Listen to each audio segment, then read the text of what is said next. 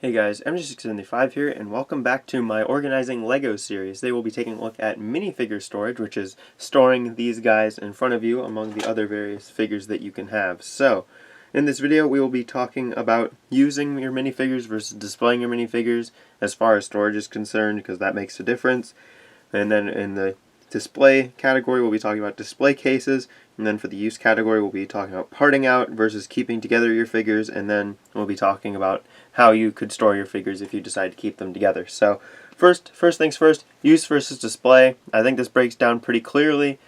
Use is you're planning on using your minifigures in the future in some other project or whatever, so you're not going to want them somewhere where you can't reach them. And then display is probably if you're just collecting minifigures and you're not going to use them on anything, but you just like to have them, then you'd probably go the display route. Now, as far as display goes, really the main option for display, unless you want to get like magnets or something, which Lego does make, but they're not the best thing for displaying figures, is a display case. And I would show you a display case, but I do not own one because I like to use my figures and things. So basically the benefits of a display case is that it allows you to store the minifigures and you can see them, and it keeps them dust free, which is always nice if you're going to display something and that you don't have to dust it. So that's really good. They also can be expensive though, so just watch out for that, and usually a lot of them are wall mounted, so you'll probably need a bit of wall space if you want to go the display case route.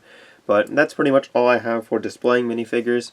You could of course use the Lego magnets and like stick them to your fridge or something, but really that's just not a great idea if you have a large number of figures, and plus if you do that, dust will get on them and it's just not a great time. So if you're going the display route, I think that a display case is probably what you're going to want to pick up. I would show you one, but like I said, I don't have one. So that's pretty much all for display of minifigures and how you can store them in that respect.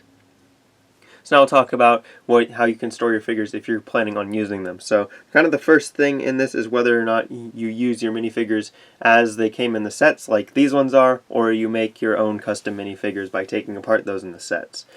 If you just have a bunch of minifigure pieces, then you can pretty much just store them the same as parts. So go back and watch the second episode of this series where we took a look at the different methods and containers you can use to store parts if you're not familiar with that, because that's pretty much what you do. So you just pick one of those and you put all the minifigure parts in it. Or maybe a mix, I don't know, it depends on what you want. But you'd pick one of those solutions and you'd use it to store your minifigure parts. And to avoid being redundant, I'm not going to go over that again in this video because I made a whole separate video just about Lego parts storage containers and such. So go watch that. It's linked on the screen, or carded on the screen, linked in the description somewhere. So if you want to go that route, then go watch that video about all those different types of containers and things. However, if you want to keep your minifigures together, or you have custom figures that you want to keep together, now we're going to talk about how you store those. So really, what I would recommend, even though, again, you can use pretty much any of the same storage containers that we talked about last episode. Again, go back, look at the last episode if you want to know anything about any of that. What I would recommend is using kind of the larger drawer system that we talked about at the beginning of the last episode, where you have these drawers back here, which are kind of the medium sized, and you have the parts storage drawers, which are the smaller ones up above it, if you guys are familiar with the setup. And I'll just tilt the camera up so you can see it. So stuff like that.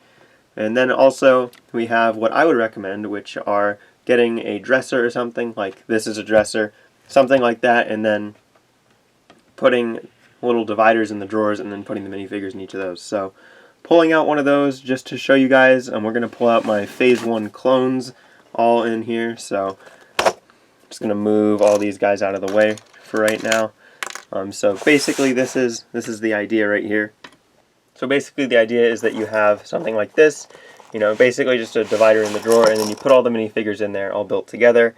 And there are some benefits to this, like I can get all my Phase 1 clone troopers right here. If I need one with the newer ones with the leg printing, I can pull that out. If I need one of them of the blue ones in kind of that same style, I can pull him out as well. So it makes it pretty simple to get to minifigures. Of course, you're dumping them all in, so if there's something at the bottom that there's only one of, good luck finding it. But other than that, pretty much the only major con about something like this is that sometimes the figures can fall apart in something like this. But you can kind of negate that by keeping some figures in bags, which I've done here for my Senate Commandos from the Senate Commandos Battle Pack. Because for some reason, these specific Senate Commandos have a problem where their helmets fall off constantly. So I have them here in a bag. It doesn't look like any of them have fallen off because I've taken them out fairly recently from this bag, but with time I'll maybe open the bag and 3 of them will still have their helmets on. It's a big problem, and I just didn't want to fish around in the drawer where they are. So I put them all in a bag, and that pretty much solves the problem. But of course, you can just bag all the figures and then just do it like this, or you can just leave them kind of loose like I have here.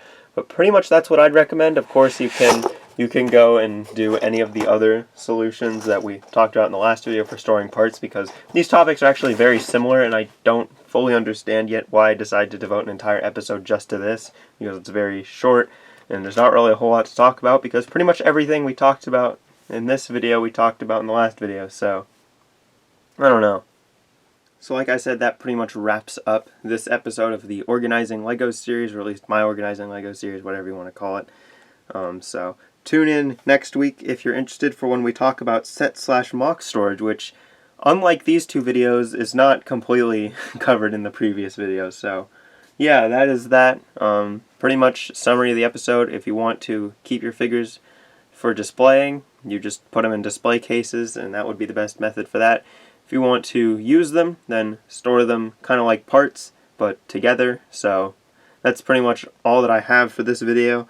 A little bit on the shorter side of these kinds of videos, but that's fine. I'm sure that there are people who will appreciate that. And next week, again, we'll be looking at set and mock storage. So let me know what you thought of this video. I thought it was kind of interesting. But next week, we will get into something new and fresh, and not kind of something that's just a different take on last time's video. So the next video in the series, I believe, will be coming out in December.